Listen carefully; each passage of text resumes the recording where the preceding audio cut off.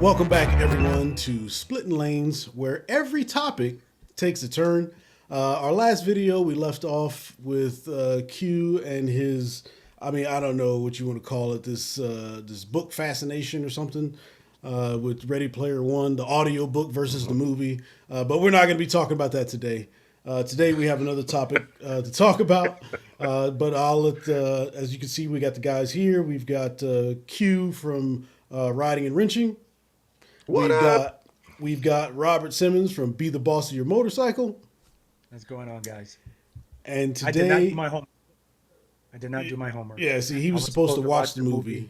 Yeah, I didn't do my homework. Hey, hit him up in the comments, man. Hit him up. But speaking of comments, we are going to look at some of the comments that we had from our previous video. And that first one is going to be from Max JW. Okay, I'm subscribing. Every time I watch these videos, I end up laughing. Not sure. What off? My ass off. Oh, laughing my what off. Holy cow. Yeah. Hey, reading is fundamental. All right. Yeah, I was about to say, how about we let somebody else read the comments? You guys go off on tangents, left field, right field, poor finesse trying to hold it together. Man, look. Poor finesse. Thank you. Somebody appreciates what I'm doing for you guys. Goodness. But anyways, enjoyable. Books are always better than the movie. And the books are always better than the movie. Yep. So sucked. You got somebody agreeing with you. The movie sucked. Yeah. And everybody knows it. We appreciate the comments, absolutely, even from the Poindexters. Yeah. This is something else, man. Yeah. All right, hey. So I appreciate you guys, but we're gonna get to this next comment. We only got 2 more to go, but the next one is look at this, man. The first. Sentence, he has a typo here. There's a typo. The first sentence: finesse isn't wrong. It's wrong. Harley has capitalized so well on making a product that has become custom to have to spend thousands of dollars to modify. With the exception of exhaust seat bars, I've always been an OEM guy, but to each their own. If you want to spend $30,000 on a bike and then still have to put it another $10,000 to get it how you want it, hey, more power to you. More power to you. So clearly, all right, guys, put in the comment section, who do you think is picking out these comments? It's very obvious. No. Cherry picking. No. The first one was for Q. What do you mean? So, but I like Road King, and he says he's Road King dude. So clearly he's on a Harley. But I think you got a lot of people that are on one side or the other of this. You got a lot of people that you got your own reasons, but. To me, I understand where he's coming from, because if you're going to spend all this money and then have to go back and change, If and customize your bike like most people do. Yeah. If you're changing your bike to fit how you want it to be, that's all well and good. But the core components, I think, is where they lose me at, because with the core components, you shouldn't have to change those in order to. Why not? To customize it. That's part of customizing it. Yeah. Did you change the rims on any car you've ever had? That's a core component. I'm not talking about. I'm talking like the suspension. I'm talking. You don't have to. I'm talking like right. You don't have to, but them things, man. Oh, okay. People want better. Let me put it this way. So if you're paying a premium price for a bare bones bike, right? So you're not really paying for the bike. You're more paying for the name. That's with most things, right?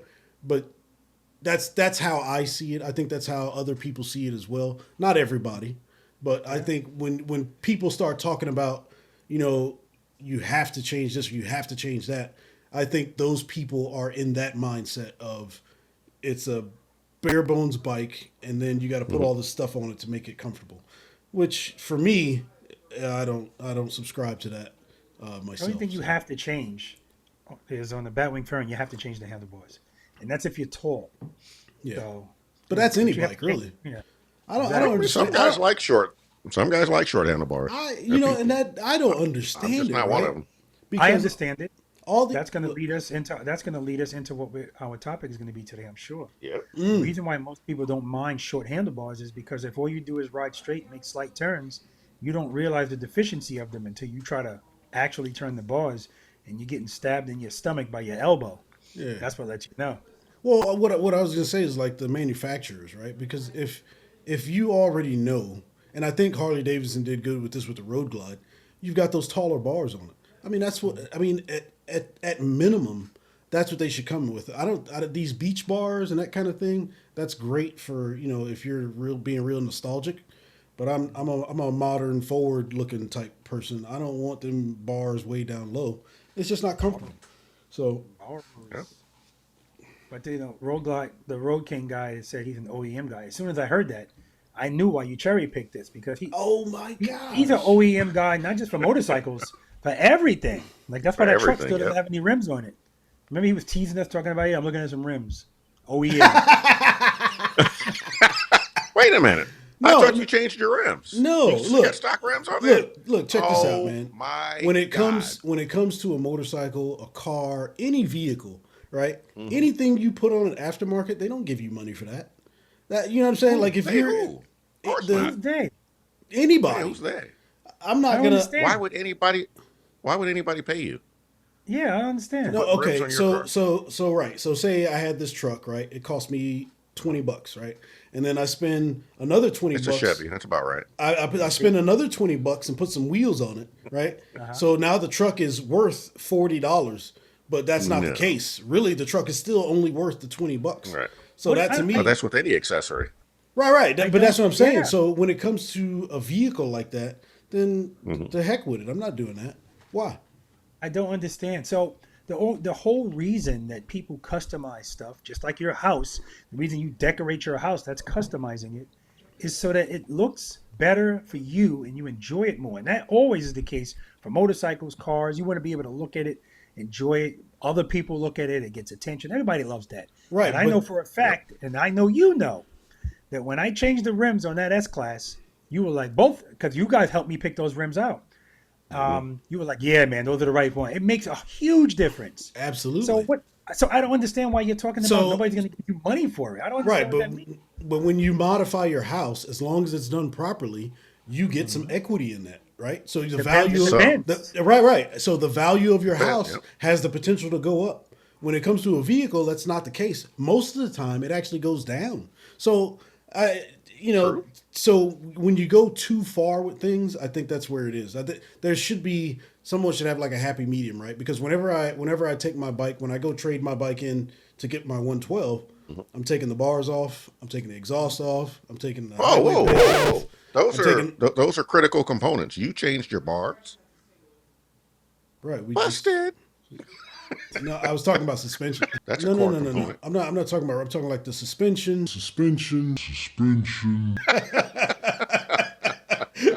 You tried though. You tried.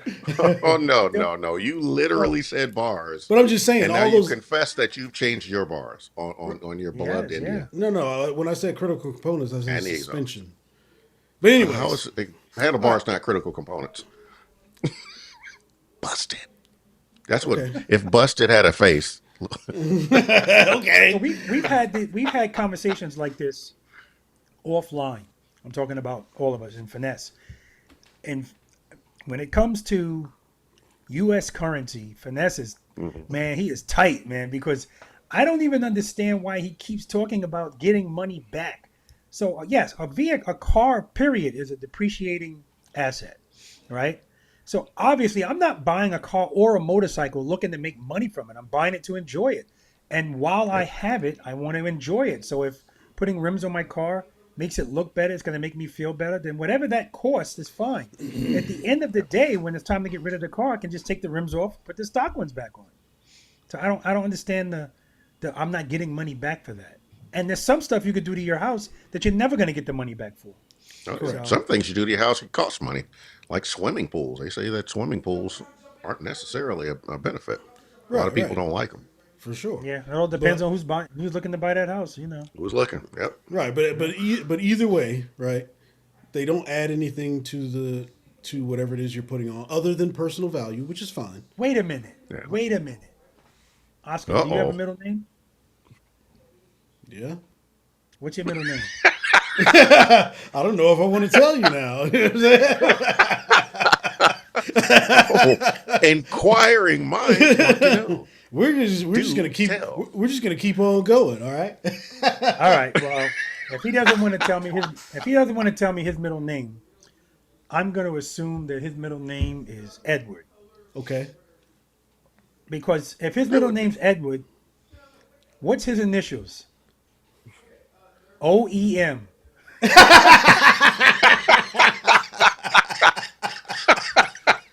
It all makes sense now.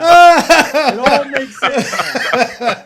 It is 100% not Edward. Okay, well, But it's anyway, something with an E. we're gonna get to this last comment. All right, before we, gosh, man, look at these folks here. All right. Right out the gate. What an appropriate comment. So Trike Boss here, right out the gate. It's Yin versus Yang and Finesse of Oh, Reason. boo. Man, what I tell y'all, man? What I tell y'all? I am the voice of reason, man. Look at it. Hold up.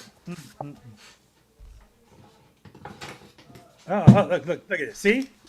All right, never mind. Exactly. Exactly. That joke fell right off the wall. Everything happens for a reason. There's your voice of reason right there.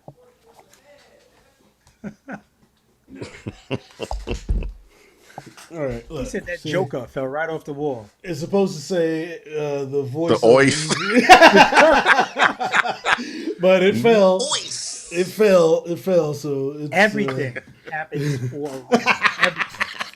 Everything. Oh, You were about to put out some fake news, and the universe took over and made that thing fall. Hey, man, I tell you, I wasn't prepared.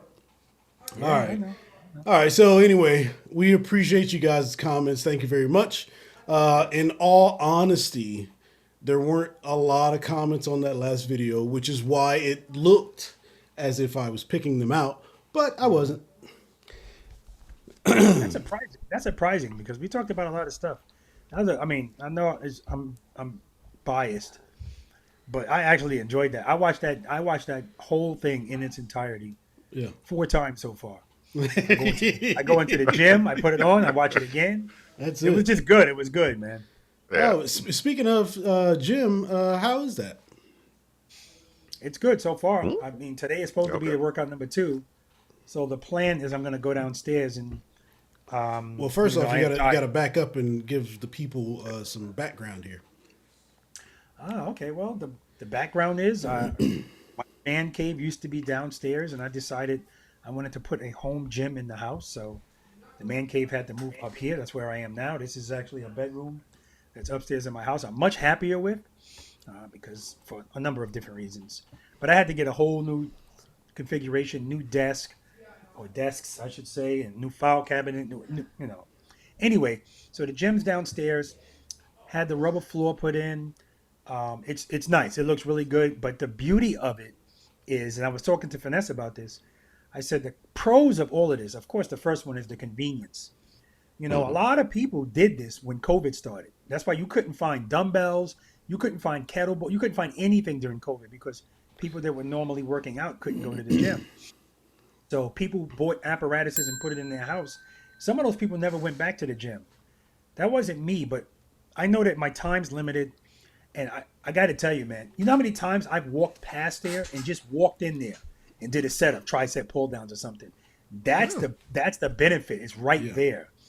So that's the number one pro. The other pro is, I was telling Finesse, wherever I leave stuff, that's where it is when I come back. I don't have to be adjusting things, you know. Okay. Touche. Yeah. Yeah.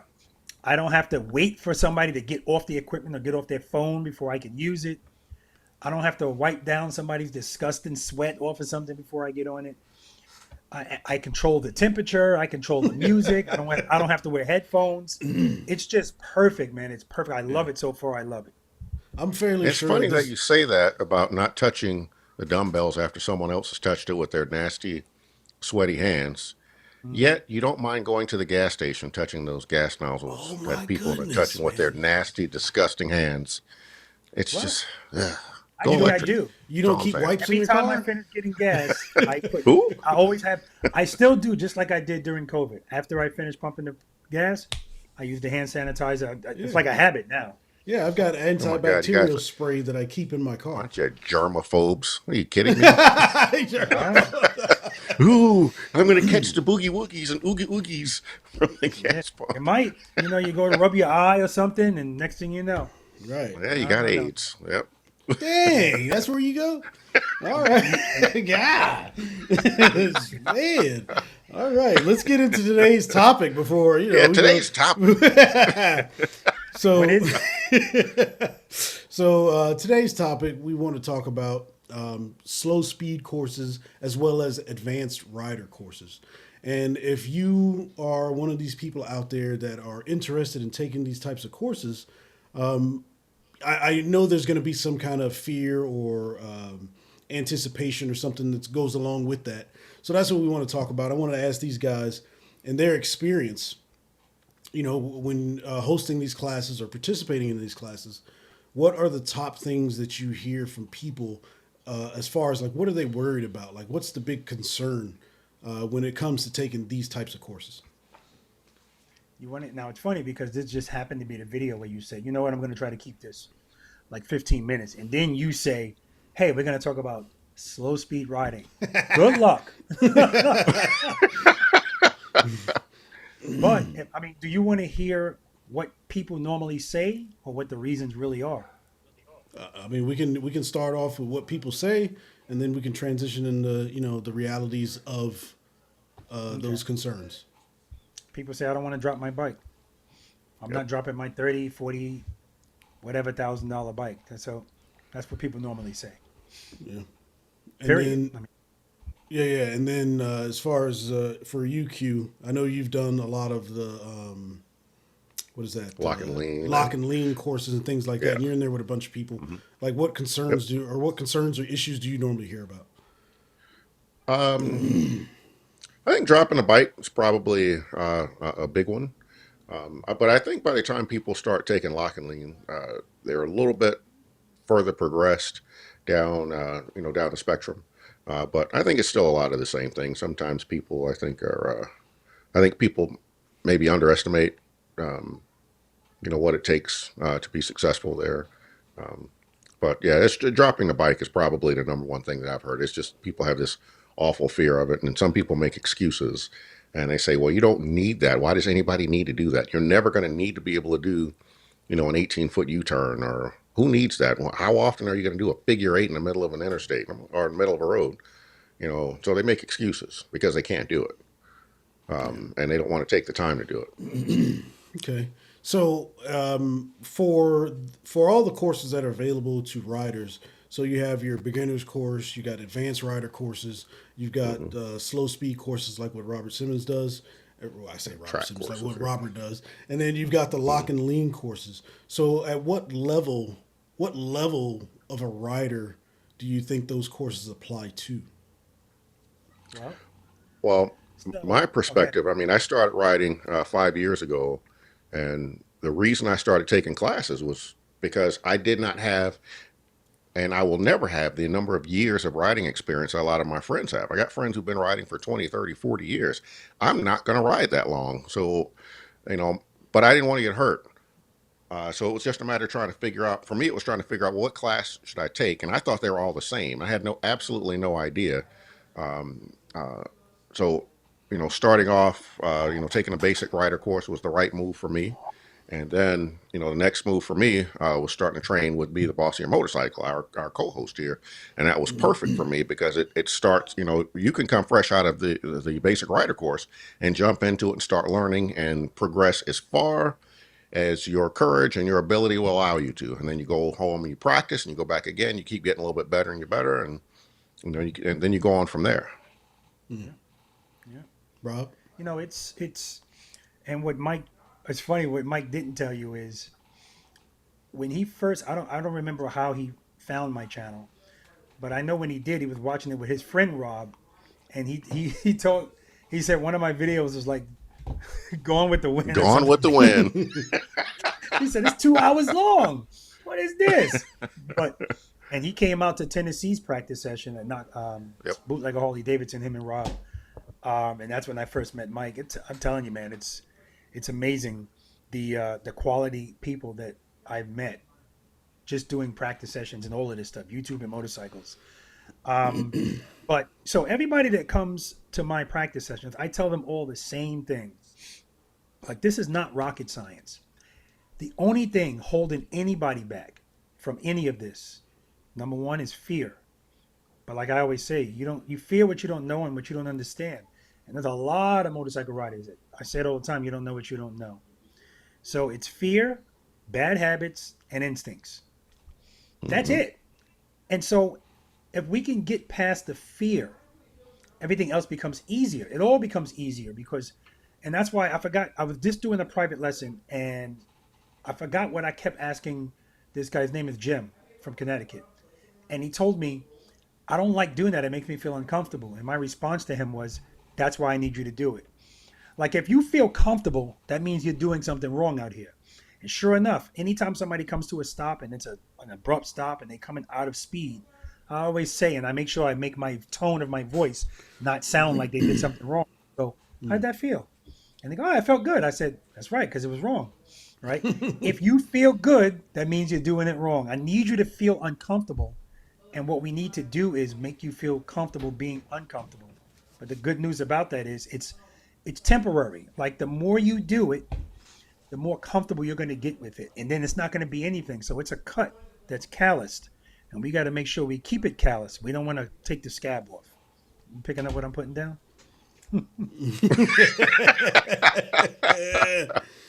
Oh, man. All right. So, Hold up. Finesse, what's the practice session that you first went in? Was it 35? sure. Yes. Yeah. Actually, I think so. Yeah. So when you pulled up, Finesse, he shows up at my private lessons, and every time he pulls up, man, and comes to a stop on his motorcycle, it's always a level of pride that I have, because people see it, they look at his ugly bike, and then they say, actually, most of the people go, wow, look at that bike's nice, right? But what's even nicer is how smooth his boot touches the ground. It's always smooth. And then they go, did that guy take your course? That guy living my course, because that's just how he rides now, right? 100%. And so what I tell everybody is, if you can do exercises, I'm really want to say 1 through 6 with me. If you could do 1 through 6 comfortably, even 7, let's throw in the figure 8. If you can do that comfortably, you can do anybody's course. You really could. It's just a matter of going there, seeing what they have, and not overthinking it, just like I was overthinking it at that rodeo.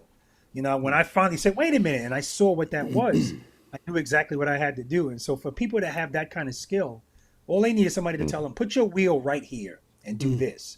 And then they can do it. But at the end of the day, it's not necessary. And that's why I try to emphasize to people. I just want you to be comfortable when it's time to do something that you should know how to do, right? Not about making 18-foot U-turns and scraping the board. I was just talking to a guy that also teaches, and he was saying, the difference is with me, when people come to me, they're doing 18-foot U-turns right away. That's not me. Because if I'm trying to appeal to the masses of motorcycle riders, they're not even interested in trying to do 18-foot U-turns. Not interested at all.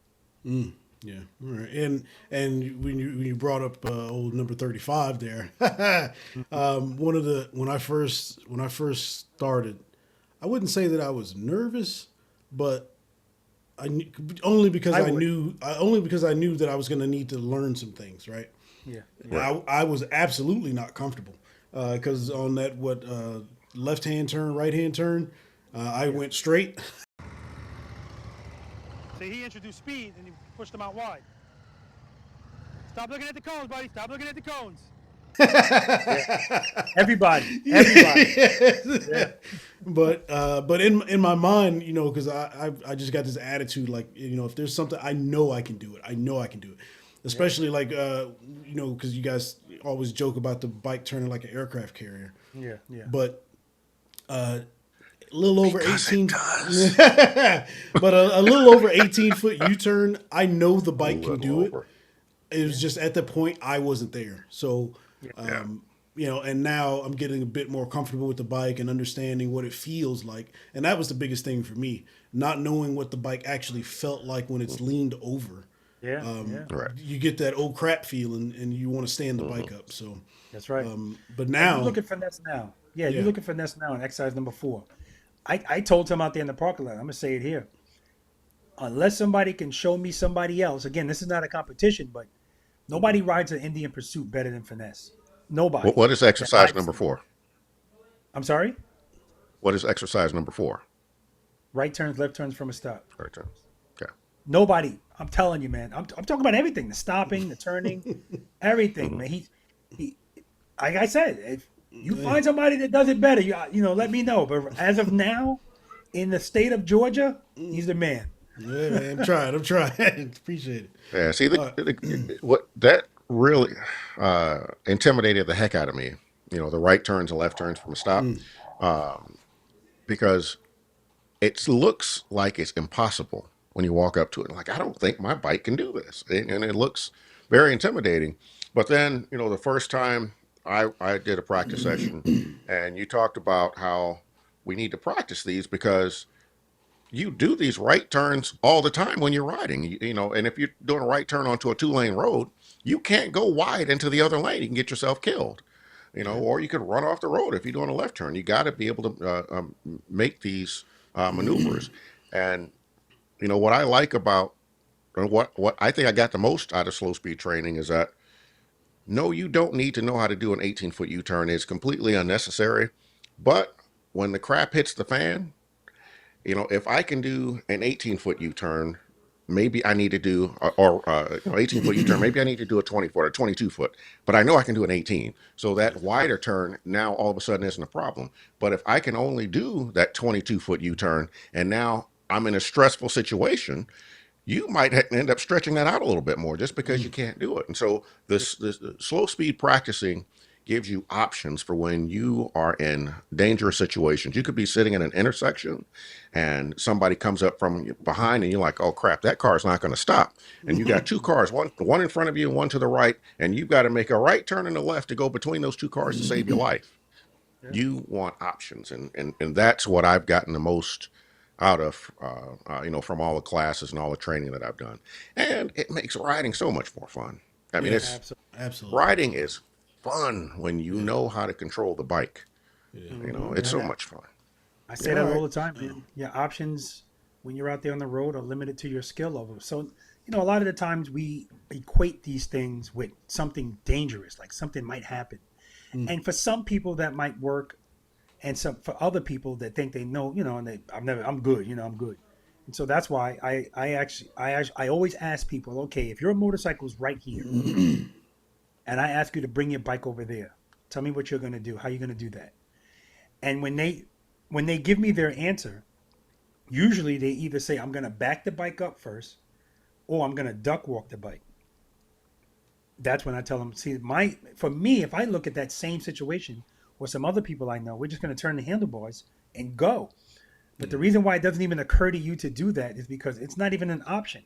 And so I want that to be an option for you, you know? So, you know, Yeah. what you got, Oscar? You chopping into bits. You got Yeah, something. yeah, no. I was just gonna say, you know, that's fantastic, great information, and having options. I think with just about anything is really good. You're not pigeonholed into one thing.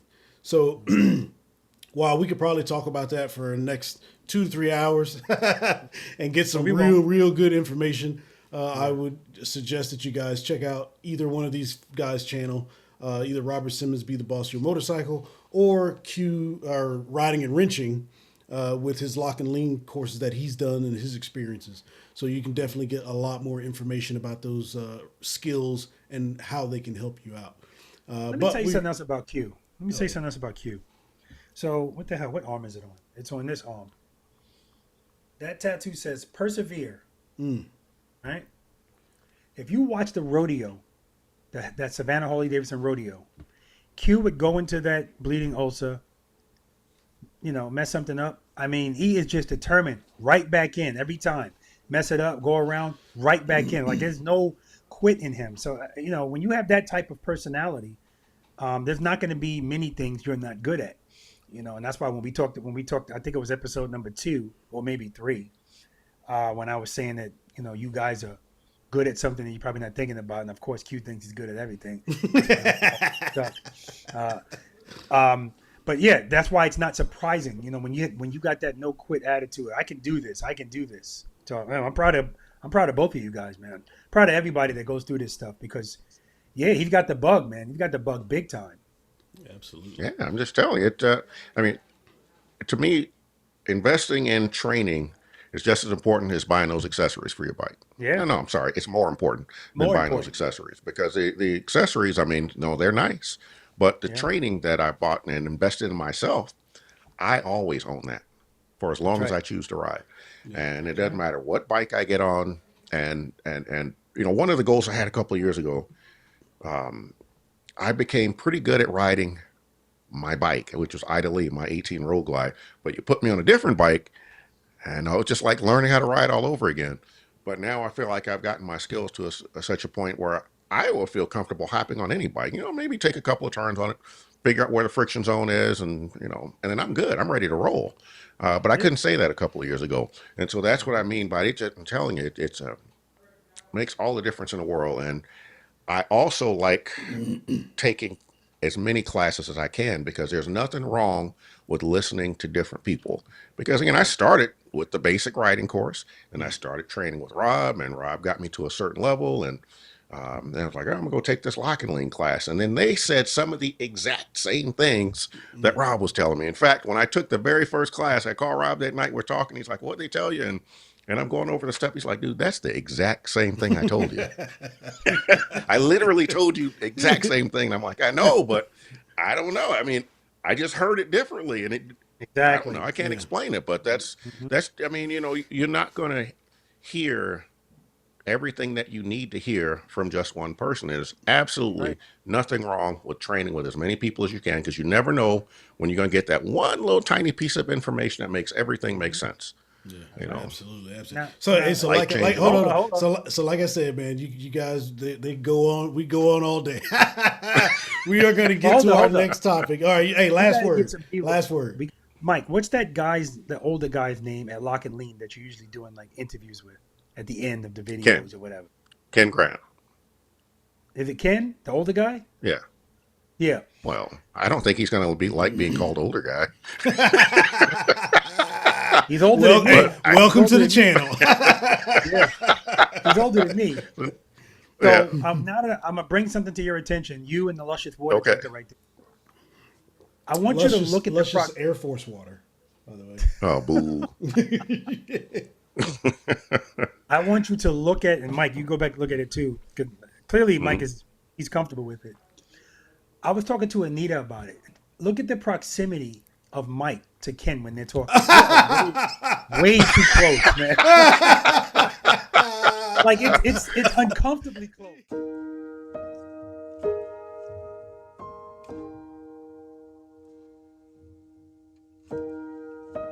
That's my buddy.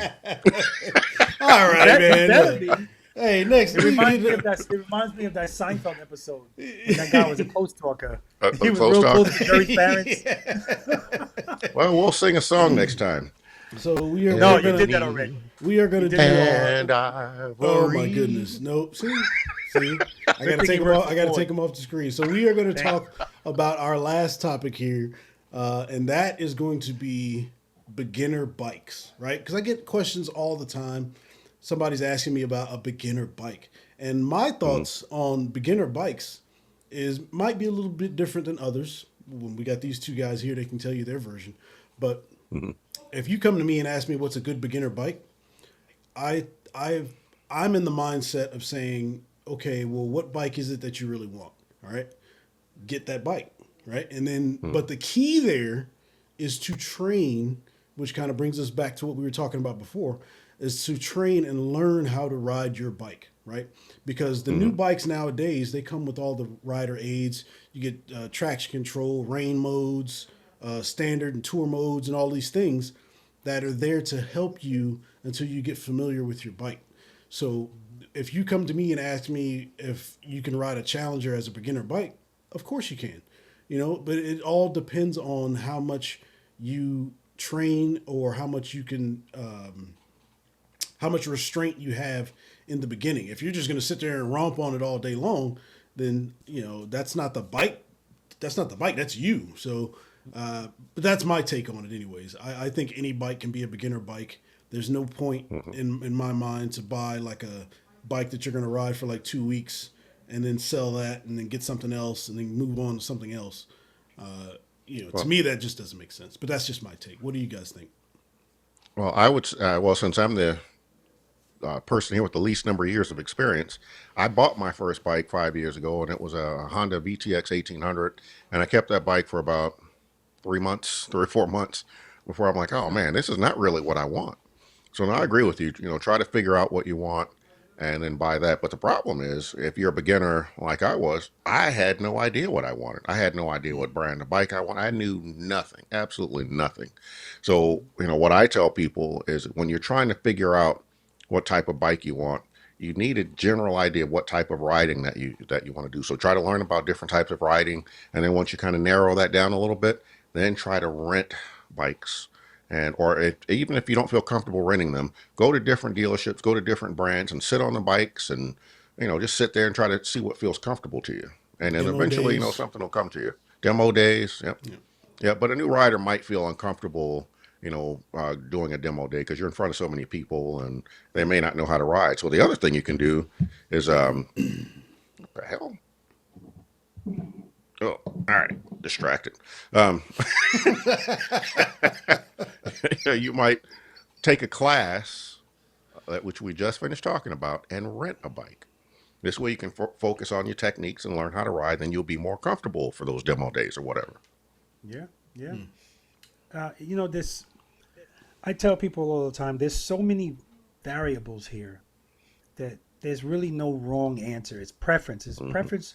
Preference is big, but a lot of people's preferences are tied into what they know and what they don't know. So how many people have come to a private lesson with me and they got Honda Rebel or something small because everybody wants something small because it's less intimidating for them to learn on. And then by the time I'm done with them, next thing you know, they're buying a big bike. Now, some people go, look at this. You just jump into a big bike. It doesn't matter if you know what you're doing now because, like Mike said, once you get this, you can pretty much get on any bike. Throttle, clutch, rear brake, it doesn't change no matter what kind of bike you get on, unless it's a DCT. And in that case, you just don't have a clutch. And so, it's a tough one because, and then a lot of the time, sometimes it's based on people's budget. And so what you really want, you probably can't afford. And it's inconceivable to buy something you really want and pay good money for it and know it's going to hit the ground because you cannot learn how to ride a motorcycle without dropping it. It's just not going to happen. And if you don't drop it, it just means you're not really learning. So that's why when people say, I've been riding 20, 30 years, I never dropped my bike. Every time I hear that, they don't understand that for me, they're telling on themselves, right? And when I watch them ride away, I can see. That's why, that's kind of why I want people to really get this because I say this all the time. If you learn how to do this, you're going to feel compelled to share it with people because they're all around you, right? And so it's almost like we have to change generations of misinformation. How many times people say, my father taught me and I taught my son and everybody's, it's the bad information is just continuing. Whereas if somebody like Mike passes it on to somebody younger and then they learn it and it just keeps happening. It's a long way to go, but I've said this before. Yes, a touring motorcycle from Harley Davidson is a very intimidating motorcycle for people to ride, but the benefit of that is engine guards and saddlebag guards on those bikes will not only protect the bike, but it will protect you as long as you keep your feet on the footboards. Even if you don't keep your feet on the footboards, the point is the bike's not going to go all the way over. It's going to go on those guards and then stay at about a 45-degree angle. And that right there is the key because these other smaller bikes, Honda Rebels and stuff, I got to tell you, I don't wear full gear. But if I rode a motorcycle like that, I would. Because if it falls, I'm on the ground. Period. Yeah. All right. Well, there you go. Those were 3 different perspectives about not only beginner bikes, but slow speed training. And Hold up. Finesse, what kind of bike did you learn how to ride on? I learned how to ride on a Gixxer 750. Ah, And for those that don't know what that is, That is a sport bike. It's not quite the leader bike, the 1000. It's in between at the time where you could only get like a 600 to 750 and a 1000. There was the in between. So, but it's So wait, what- a sport bike. and at what point did you decide to get a grown man's motorcycle? I got a Cruiser in 2021, 22, 21, I think. 2021 or 2022. That was my when challenge. And by the way, I'm just busting his balls. You know, there's no love lost or anything like that. This is I just want you to know how to ride your motorcycle. I don't care what kind of motorcycle it is. I would love for people with sports bikes to come out more, but you know they just don't. It's very far and few between. Yeah. When you got to your next style of motorcycle, that had to have been awkward. Had to feel awkward. Yeah, it was. It was intimidating. Very very different. You know, I'm sitting more upright than leaning over. Obviously, the weight of the bike was different, but at least from my vantage point, the things that I learned on the sport bike, I transferred to the big bike or the Cruiser, and then I took that information, and then when I was taking the classes and doing those things, I just built upon that to get me to where I am now. And you know, I feel confident that I'm pretty decent at riding a bike now. But you know, obviously there's still more to learn, still things to try and do. But it's just been You're a great not decent. experience. You're not pretty decent. I appreciate your modesty, but you're not pretty decent. You're just not. Period. Yeah. Period. The both of you are well above average motorcycle riders. Well above. Like it's not even a question. yeah, you know the one thing that I'll add, you know, again, this is all part of my own personal story, is that, you know, a lot of people start riding when they have that midlife crisis, you know, because that's certainly what my wife accused me of. And I don't think it was a midlife crisis. It was just that I was at a stage in my life where I could afford a motorcycle. So I did it. Exactly. But now a lot of people start riding, you know, a little bit late in life, and I don't think there's anything wrong with that.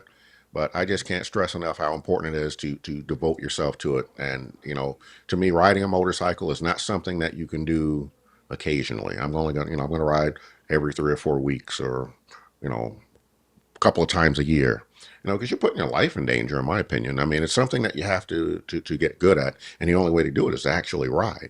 You know, take classes, obviously, practice, but ride and commit yourself to riding.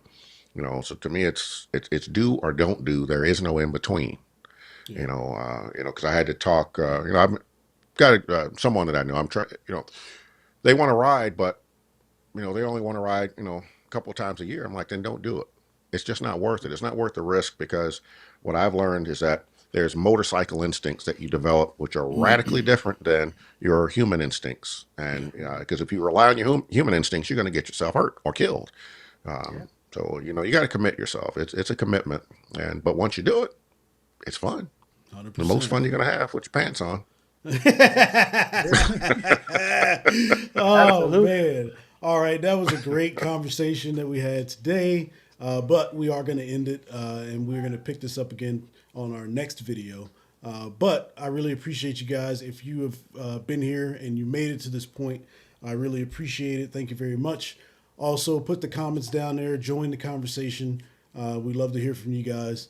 And like we do, I guess, normally, I'm Finesse. Here we go. He's trying to get. Well, we Listen, had a good outro going. That was a good outro, man. Come on. Guys, do me a favor, please hit the like button, subscribe to the channel, and hit us up in the comment section. We're looking forward to that.